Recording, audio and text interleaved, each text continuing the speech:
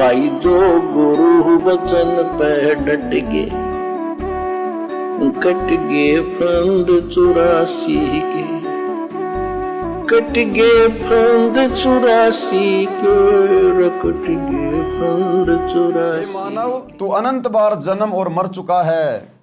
भाई जैसे एक सीधी सी बात है इसको समझने के लिए कि आदमी कैसे बार बार जन्मता है और मरता है।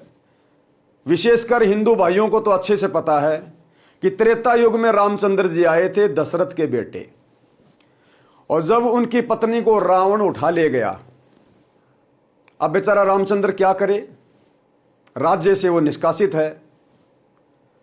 अब अपनी पत्नी को रावण से लड़ाई करके वापस लाने के लिए उसको सेना की आवश्यकता थी।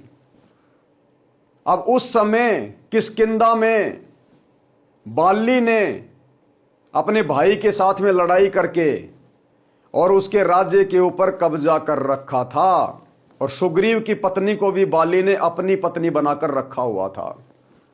अब सुग्रीव का संपर्क हो गया हनुमान जी के माध्यम से श्री रामचंद्र जी के साथ। अब रामचंद्र जी ने कहा कि ऐसी ऐसी बात है, तो सुग्रीव ने कहा कि मैं अपनी वानर सेना से आपकी मदद कर दूंगा, लेकिन आपने मेरे भाई बाली से मेरा राज्य और मेरी पत्नी वापस दिलवानी पड़ेगी। तो रामचंद्र जी ने अपने स्वार्थ के लिए हां भर दी और कोई ऑप्शन नहीं था। तो श्री रामचंद्र जी ने यानी विष्णु जी ने धोखे से पेड़ की ओट लेकर और बाली को तीर से मारा, और बाली ने मरते समय कहा कि मेरी तेरी क्या दुश्मनी थी, तूने तो अपने स्वार्थ के लिए मारा मेरे को, अपनी पत्नी को रावण से छुड़वाने के लिए, क्योंकि सुग्रीव ने वायदा किया था कि तू मेरे भाई को मारकर मुझे राज्य दिलवा देगा तो मैं वानर सेना से तेरी मदद करूंगा। तो हे विष्णु, हे रामचंद्र, तूने तो अपने स्वार्थ के कारण मेरी मृत्यु की है, इसका बदला कब देगा। तो विष्णु अर्थात श्री रामचंद्र जी ने कहा कि द्वापर युग में मैं फिर से श्री कृष्ण के रूप में जन्म लूंगा, यानी फिर से मेरा जन्म होगा, और उस समय मैं अपना ये बदला दूंगा।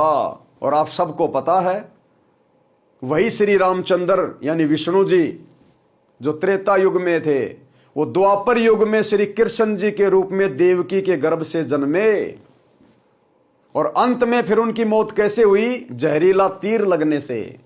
वो बाली वाली आत्मा वो एक शिकारी बना द्वापर युग में, श्री कृष्ण बना राजा, और श्री कृष्ण जी जंगल में गया हुआ था, एक पेड़ के नीचे सो गया पैर पे पैर रख के। श्री कृष्ण जी के एक पैर में पद्म था, पद्म, जो कि 0 वाट के बल्ब की तरह चमका करता था।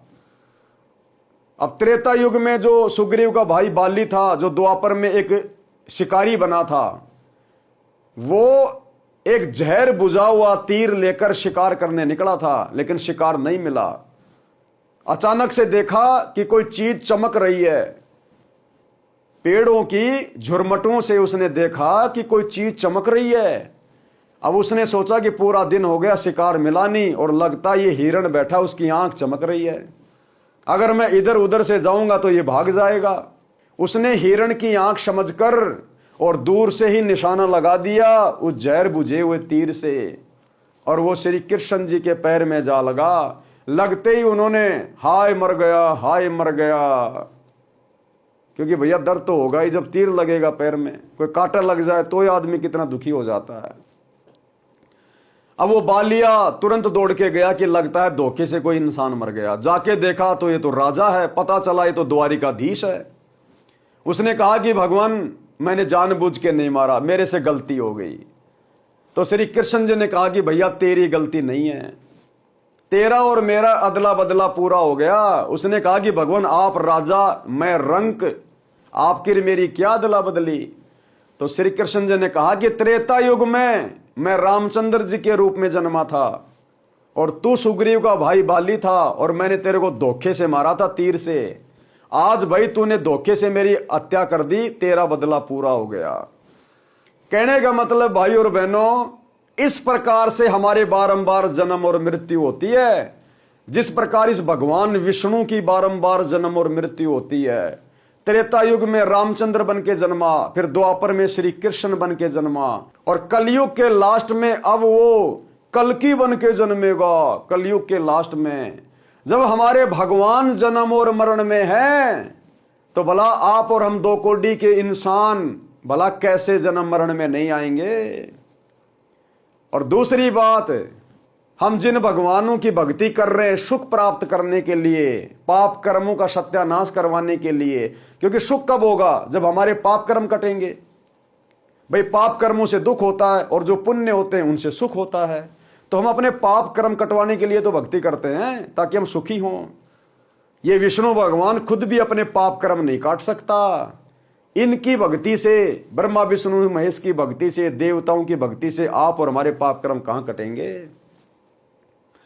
अरे त्रेता युग में इसने बाली को मारा, धोखे से पाप किया, उस कर्म का बदला देने के लिए इसको द्वापर में श्री कृष्ण जी के रूप में जन्म लेना पड़ा और मौत का बदला मौत से ही देना पड़ा।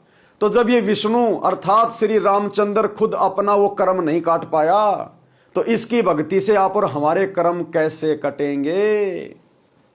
तो भाई और बहनों, ये ज्ञान सतगुरु ने आके दिया। ये कथाएं तो हम रात दिन पढ़ते थे, हमारे गुरुजन पढ़ाते थे, लेकिन समझ में ना हमारे आती थी ना हमारे धर्म गुरुओं की आती थी। आज सतगुरु ने आके इन कथाओं का रहस्य बताया, इन कथाओं का सारांश क्या, निष्कर्ष क्या है।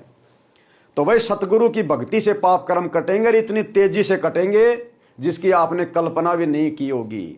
जो सुख आपके पूर्वजों को, जो ब्रह्मा विष्णु महेश की देवी देवताओं की भक्ति कर करके मर गए, नहीं प्राप्त कर पाए बेचारे, अंत में दुर्गति को प्राप्त हुए, वो सुख आप जी थोड़े समय में सतगुरु रामपाल जी की भक्ति से प्राप्त करेंगे। एक बार सत्संग सुनना शुरू करें और उसके बाद में ज्ञान समझ में आए तो नाम दीक्षा लीजिए और फिर देखिए नित नए सुख परमात्मा आपके घर में, आपके शरीर में, आपके कारोबार में देगा। भाई जो गुरु बचन पे डट गए, कट गए फंद 84 के, कट गए फंद 84 के, कट गए फंद 84 के। भाई जो गुरु बचन पे डट गए, कट गए फंद 84 के, कट गए फंद 84 के, कट गए फंद 84 के। भाई जो गुरु बचन पे डट गए,